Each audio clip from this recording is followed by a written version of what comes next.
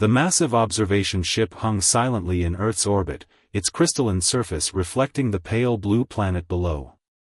Inside, first observer Reed of the Galactic Research Fleet studied the readings with growing confusion. His silver-scaled hands moved swiftly across the holographic display as he compiled his report for the High Council. For 3 Earth cycles, Reed and his team had monitored this supposedly primitive world. Their initial scans had detected no energy weapons, no planetary shields, and no space-worthy combat vessels. By all measurements used by the Galactic Commonwealth, humans were barely a Class II civilization, prey species that had somehow managed to achieve basic technology. But something wasn't adding up. Reed zoomed in on another recording from their surface probes. The video showed a human settlement in what they called Alaska. A massive brown-furred creature, bear according to their databases, had wandered into the settlement. By all logic, the soft-skinned humans should have fled in terror from this apex predator. Instead, an elderly human simply banged a metal pot with a spoon until the bear lumbered away. Most irregular, Reed muttered, adding the clip to his growing collection of anomalies. The next recording showed humans in the African continent, walking upright in blazing heat for hours, tracking a horned grazing beast. They carried no energy weapons, no sonic stunners, just pointed sticks and determination. When they finally caught up to their exhausted prey, they showed no fear as they moved in for the kill. Reed's third eye blinked rapidly as he processed this behavior. His species, like most in the Commonwealth, had evolved from prey animals. They had developed technology to overcome their natural weaknesses. But humans were different. An alert chirped on his console. Another probe had captured footage of humans in small boats, pursuing massive aquatic creatures many times their size. According to the readings, these humans were using primitive rope and pointed tools to hunt one of the largest creatures on their planet. Computer, Reed spoke, his voice trembling slightly, cross-reference human physiological capabilities with known predator species. The results made his scales ripple in disbelief. Exceptional endurance and heat regulation, forward-facing eyes typical of predator species, highly developed tool use and pack hunting behaviors, ability to track prey over long distances, remarkable pattern recognition and strategic thinking. By the eternal stars, Reed whispered, "We've been looking at this all wrong." He quickly composed an urgent message to the High Council. The humans weren't a prey species that had developed technology, they were pursuit predators who had mastered it. And now they were looking to the stars. As Reed sent his report, he glanced at the blue planet below with new respect and a hint of fear. The Commonwealth had classified Earth as a potential colony world, assuming its inhabitants would be easy to subjugate like most Class II civilizations. That had been a dangerous mistake. Humans weren't the hunted. They never had been. They were the hunters. The Grand Council chamber of the Commonwealth sparkled like a jeweled cave, its crystalline walls reflecting the agitated movements of the gathered representatives. High Counselor Marsh, his iridescent scales dulled with age and wisdom, studied the holographic projections floating above the central platform. "These findings are disturbing," he announced, his voice echoing through the chamber. The other council members shifted uneasily, their natural prey instincts making them jumpy after viewing First Observer Reed's report. Representative Trill, her feathered crest flat against her head in distress, spoke first. "Surely this cannot be accurate. A species that hunts for sport? That actively seeks out larger predators? It defies all evolutionary logic." The images above the platform shifted, showing humans participating in something called rock climbing, deliberately scaling dangerous heights with minimal safety equipment. Another clip displayed humans willingly jumping from perfectly functional aircraft, falling through the atmosphere for entertainment. "They're young," another counselor noted with horror, "they deliberately seek out situations that trigger fear responses. They call it thrill-seeking." High Counselor Marsh raised a hand for silence. "We have made a grave error in our classification of Earth. Our standard metrics for civilization advancement focused on technology, measuring energy output and space travel capabilities. We failed to consider other factors. The chamber's lights dimmed as new data streamed across the displays. Human military history scrolled past: spears, bows, swords, guns, an endless evolution of weapons. But what truly chilled the council members wasn't the weapons themselves. It was the realization that humans had developed these tools not out of necessity for survival, but to become more efficient hunters. They don't just hunt for food, Marsh continued grimly. They hunt to improve their hunting. Each generation teaches the next to be better predators, even though their civilization no longer requires it for survival. Representative Trill's wings rustled nervously. The colonization fleet, they're scheduled to arrive at Earth in less than 3 cycles. We must warn them. It's too late, Marsh replied. They entered communication blackout when they began their final approach. And even if we could warn them. He paused, his scales shifting to a troubled gray. What would we tell them? That we've accidentally antagonized a planet of pursuit predators who have spent their entire history perfecting the art of hunting? The chamber erupted in anxious chirps and whistles. Their civilization had encountered predator species before, but they were always solitary hunters, easy to isolate and control. Humans were different, they hunted in groups, taught their techniques to others, and most worryingly, they were innovative. There is another concern, Marsh added, his voice heavy. Our probes have detected increased activity in their space programs. They're looking outward now, developing better ships, reaching further into their solar system. It's only a matter of time before they achieve faster-than-light travel. The implications hung in the air like a toxic cloud. A species of cooperative pursuit predators with access to advanced technology and a drive to explore? The galaxy wasn't ready for that. We must make a decision, Marsh declared. Do we attempt to contain them? Or do we try to make first contact peacefully and hope they view us as potential allies rather than prey? As the council debated, the holographic display showed a new image, a human child carefully helping an injured animal, treating it with gentle hands and obvious concern. Perhaps, Marsh thought, there was hope in this contradiction, a predator species capable of both fierce hunting and tender compassion. The fate of the colonization fleet, however, still troubled him deeply. They would make contact with Earth soon, and they had no idea what they were about to encounter. Captain Dale of the United Earth Defense Force stood at the command center of the Montana Space Observatory, staring at the strange readings on the main screen. In his 20 years of service, he'd never seen anything like it. Run the analysis again, he ordered, his weathered face illuminated by the blue glow of the monitors. Lieutenant Adams, the youngest of his team but arguably the sharpest, shook her head. Sir, we've run it 3 times. There's definitely a large object decelerating near Jupiter's orbit. It's using some kind of technology that's messing with our standard detection systems. Dale took a slow sip from his coffee mug, a habit that helped him think. Humanity had been preparing for this possibility for decades, but now that it was actually happening, everything felt surreal. What's the size estimate? He asked, already reaching for the red phone that would connect him directly to the Global Defense Council. About 3 kilometers long, sir. And? Adams hesitated, her fingers flying over the keyboard. We're picking up smaller objects separating from the main vessel. Lots of them. Dale's coffee mug stopped halfway to his mouth. A 3-kilometer ship launching smaller vessels near Jupiter could only mean one thing, an invasion force calculating optimal approach vectors. Sound the alert, Dale commanded, his voice steady despite the gravity of the situation. But keep it quiet. No public announcements yet.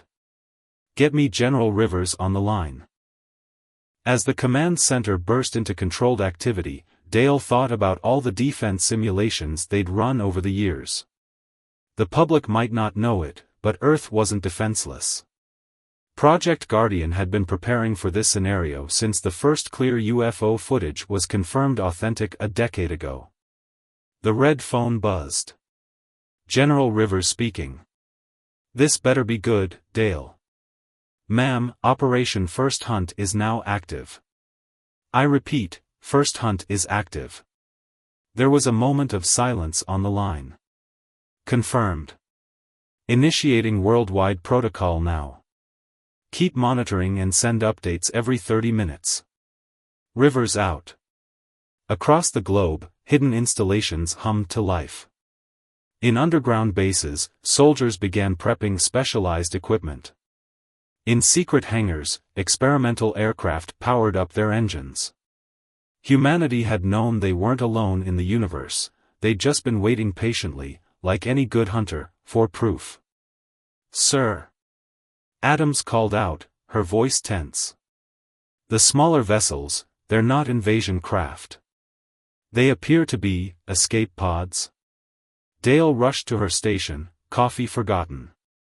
On the screen, hundreds of small objects were indeed fleeing from the larger ship, but their movement patterns showed panic rather than coordinated military action. "They're running," Dale muttered. "But from what?" His question was answered moments later when new signals appeared on the radar. 3 sleek vessels, clearly different in design from the first ship, emerged from behind Jupiter's largest moon.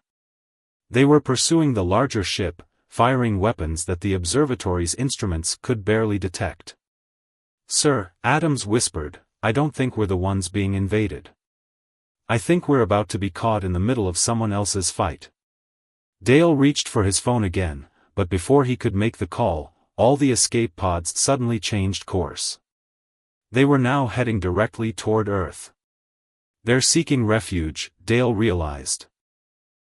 He looked at the tactical display, where the 3 pursuing ships were still engaged with the larger vessel. "They're running to us for protection." The irony wasn't lost on him. Some alien species was so desperate to escape their pursuers that they were willing to risk landing on a planet they knew nothing about. They were about to learn that Earth might not be the sanctuary they were hoping for. Because if there was one thing humans understood better than being prey, it was being the predator. The Situation Room beneath the Pentagon buzzed with controlled chaos as military leaders from around the world joined the emergency conference. General Rivers stood at the head of the table, her stern face illuminated by the holographic display showing the approaching alien vessels. "Ladies and gentlemen," she began, "in the next 6 hours, we're going to have approximately 300 alien escape pods entering our atmosphere. Behind them, we have 3 warships pursuing a damaged capital ship. The choices we make today will shape humanity's first official contact with extraterrestrial life." The Chinese military representative, General Wu, leaned forward. "What do we know about their capabilities?" "The escape pods appear to be minimal threat," Rivers replied. "Basic life support systems, limited propulsion. The pursuing warships, however." She gestured, and new data appeared above the table. "Their energy readings are off the charts. They're using weapons we can barely detect, let alone understand. So we have refugees seeking asylum," the Russian commander mused, "and behind them, we have predators hunting their prey." Rivers allowed herself a small smile. That's where they made their mistake. They assume they're the only predators in this equation. The room grew quiet as satellite footage showed the escape pods beginning their approach. Earth's hidden defense grid was already tracking them, weapon systems that had been disguised as communication satellites or scientific equipment standing ready. "We have 3 options," Rivers continued. 1. We let the refugees land and surrender them to their pursuers. 2. We deny both parties access to Earth and let them sort it out themselves. Or 3. She paused, letting the tension build. We show them why humans are the apex predators of our world. The Brazilian admiral spoke up, his voice thoughtful. Those warships have superior technology. Any conflict would result in significant casualties. Superior technology doesn't always guarantee victory, Rivers countered. Ask any big game hunter who's taken down an elephant with a single well-placed shot. We've been preparing for this scenario for decades. Project Guardian isn't just about defense, it's about hunting. On the screens, the first escape pods began hitting the atmosphere. Their trajectory suggested they were aiming for unpopulated areas, showing at least some concern for Earth's inhabitants. Time to decide, Rivers announced. The world's governments have given us tactical authority. We need to choose, are we prey, bystanders, or hunters? The German commander stood up. If we allow these pursuers to attack refugees in our territory, we show weakness. Earth becomes a hunting ground for alien predators. But if we stand our ground, we become the hunters, Rivers finished. She touched her earpiece, receiving new information. Captain Dale reports the pursuing warships have begun broadcasting messages in multiple formats. Translation software is working on it now. Moments later, a mechanical voice filled the room. Primitive species, this is the Justice Fleet of the Galactic Commonwealth.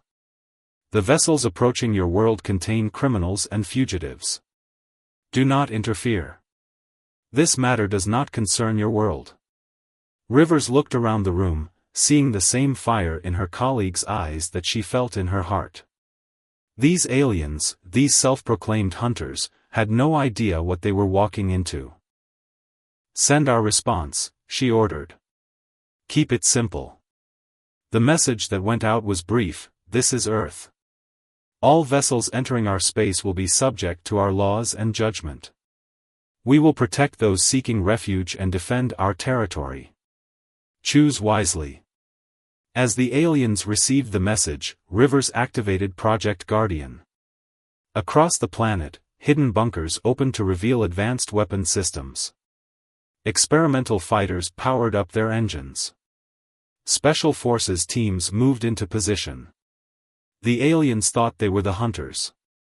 Earth was about to show them how wrong they were. The first escape pod landed in the Australian outback, kicking up red dust as it settled into the ancient Earth. More followed, creating a pattern of landing sites across Earth's most remote regions, the Sahara Desert, the Siberian tundra, the Canadian wilderness. From his command post in the Australian Defence Force bunker, Major Thompson watched the thermal imaging feed of the closest landing site. The alien pod had followed their suggested landing coordinates perfectly. Just like herding cattle, he muttered, remembering his family's ranch. His team was hidden in the landscape, their advanced camouflage suits making them virtually invisible. Similar teams were positioned near every landing site worldwide. The pod's hatch opened with a hiss of escaping air. Through his binoculars, Thompson watched as silver-scaled beings emerged, their movements nervous and jerky like spooked deer. They were exactly as the first contact briefing had described, evolved from prey species, their entire biology screaming, herbivore. Team leader, this is Observation Post 1, his radio crackled. 3 hostile ships have entered Earth's atmosphere. They're maintaining high altitude, likely searching for the refugees. Thompson keyed his mic, copy that. All teams maintain position. Remember the plan, we're not the prey here. Above, the pursuing warships began their scan patterns. Their technology might be advanced, but they were following basic hunting protocols, moving in a standard search grid. Predictable. Like most predators, they had their patterns. In near-Earth orbit, humanity's trap was almost ready. The seemingly primitive satellites that dotted Earth's orbit were actually advanced weapon platforms, disguised to look like early-stage space technology. The alien pursuers had dismissed them as harmless, just as planned. Back in the Pentagon, General Rivers watched the tactical display with satisfaction. The alien warships were moving exactly as predicted, following the most efficient search pattern to locate their quarry. They had no idea they were being hunted themselves. All Guardian platforms report ready, her aide announced. Experimental fighters are in position, powered down to avoid detection. Ground teams are in place at all landing sites. Rivers nodded. And our guests? The refugee pods are all following landing protocols. They're scared, but cooperative. Initial translation attempts suggest they're mostly civilian scientists and their families, fleeing some kind of political purge. Civilians running from soldiers, Rivers mused. Some things are universal. She checked the tactical display one final time. The alien warships were almost in position. Send the signal to Major Thompson.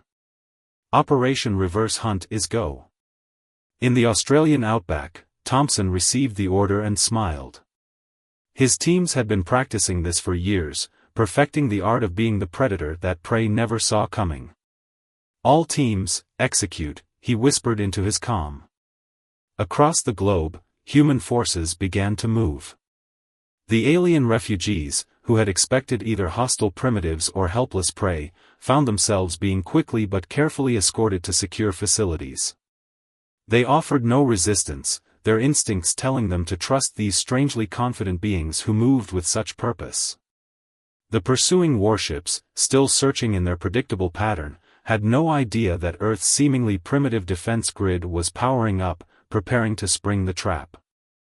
They were about to learn what happened and you brought prey animal tactics to a predator's world. Thompson watched as the last refugee was secured in his sector. He switched his tactical display to track the nearest alien warship. It was moving closer, following the electronic breadcrumbs they'd left, false signals designed to look like poorly hidden escape pods. Control, this is Ground Team Alpha, he reported. Phase 1 complete. Refugees secured. Ready to begin Phase 2. From orbit to ground level, humanity's forces waited silently, ready to demonstrate why Earth's apex predators had evolved to be the universe's perfect hunters. Fleet Commander Axis of the Commonwealth Justice Fleet stood on his command bridge, mandibles clicking in frustration. His 3 warships had been searching Earth's atmosphere for hours, but the refugee signals kept shifting, appearing and disappearing like ghost images. This primitive world's magnetic field must be interfering with our scanners, he growled to his science officer. These locals barely have space flight. They can't possibly be blocking our technology. Below them, hidden in the clouds, Earth's experimental fighters waited. Their pilots had trained for years in secret, mastering aircraft that combined captured alien tech with human ingenuity. Unlike the Commonwealth's ships, which relied on automated targeting systems, these fighters were piloted by human hunters who understood the value of instinct and improvisation. Sir, Axis's tactical officer called out, we're detecting a cluster of emergency beacons in Sector 7. The signals match our fugitives' pods. Axis smiled, his predator instincts satisfied. Finally. Move into position. Prepare capture beams. His 3 warships moved into a standard containment formation, descending through the cloud layer. They emerged into clear sky over the Australian outback, where their sensors showed multiple refugee pods clustered together. Curious, Axis muttered. Why would they group up? Unless.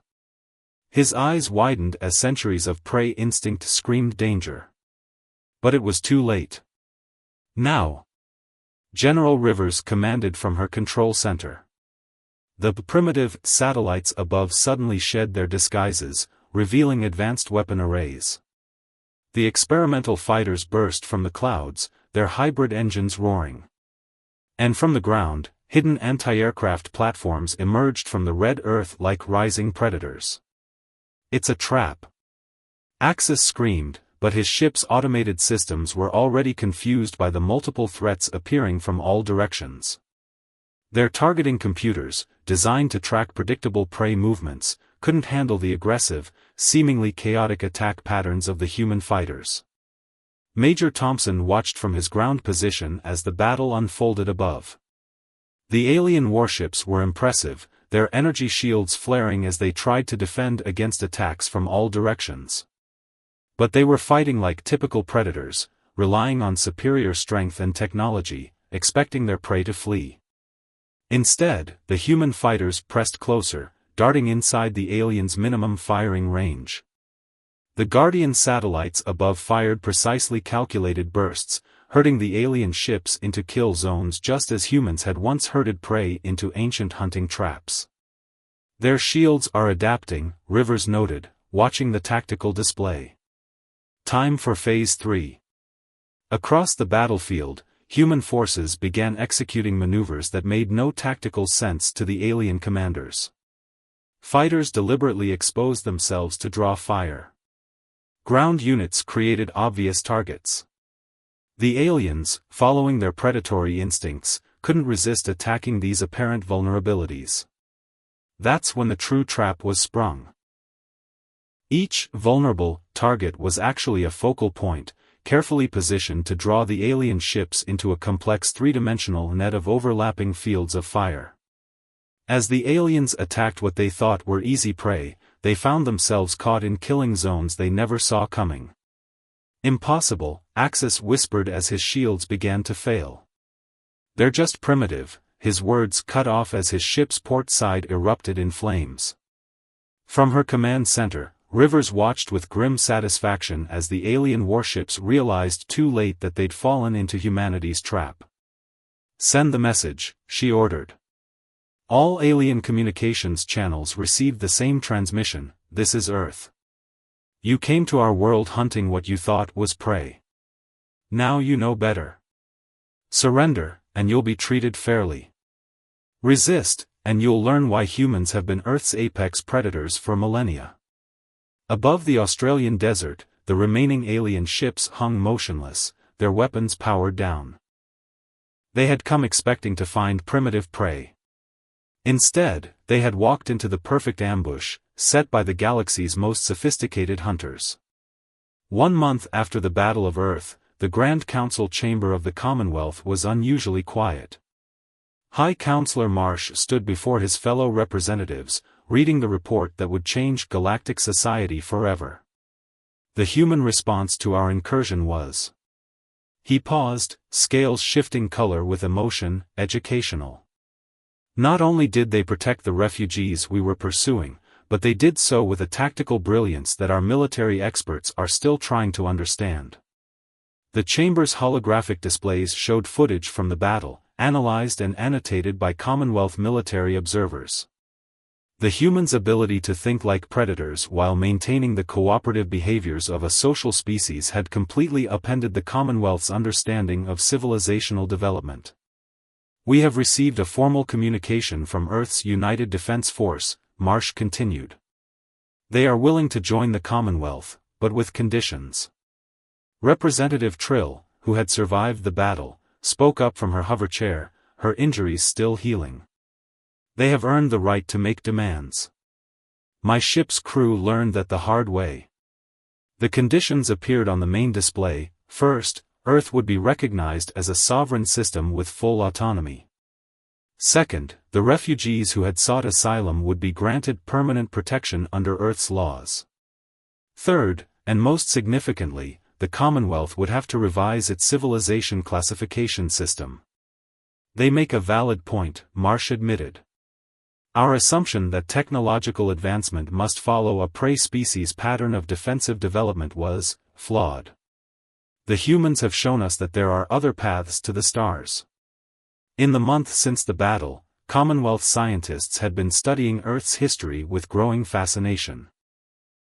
Humans had done something unprecedented. They had evolved as predators but developed empathy and cooperation to a degree that rivaled the most socially advanced prey species. The human diplomatic team suggests a joint defense initiative, Marsh announced. They believe their predator instincts, combined with our defensive technologies, could create an unprecedented level of security for Commonwealth space. The chamber erupted in discussion. The idea of working alongside predators went against millennia of ingrained instinct. But the humans had demonstrated something remarkable during the battle. They had fought to protect, not to destroy. They had shown mercy to surrendering forces while maintaining absolute tactical dominance. On Earth, General Rivers stood with Major Thompson at the new Commonwealth Embassy in Geneva. Through the window, they could see alien engineering teams working alongside human technicians, integrating their technologies. "Did you ever think," Thompson asked, watching an alien child playing catch with a human kid in the embassy garden, "that being the galaxy's apex predators would lead to this?" Rivers smiled. "We spent so long looking up at the stars, wondering if we were alone, preparing for threats. Turns out what the galaxy needed wasn't another civilization running from predators, it needed predators who chose to be protectors." The first joint human Commonwealth patrol ships were already under construction. They would combine human tactical thinking with alien technology, creating something entirely new. The galaxy was about to learn that Earth's greatest strength wasn't just its ability to hunt, it was humanity's choice to use that ability to defend those who couldn't defend themselves. In the Australian outback, at the site of the battle, a monument was being constructed. It would stand as a reminder of the day when aliens discovered that humans weren't the hunted. The day they learned that humanity's predatory nature, tempered by compassion and guided by wisdom, had created something unique in the galaxy. A species that could think like a predator but feel like a protector. A civilization that had transformed the art of hunting into the science of defense. A people who had proven that being the galaxy's apex predators didn't mean they couldn't also be its greatest guardians. The stars would never be the same.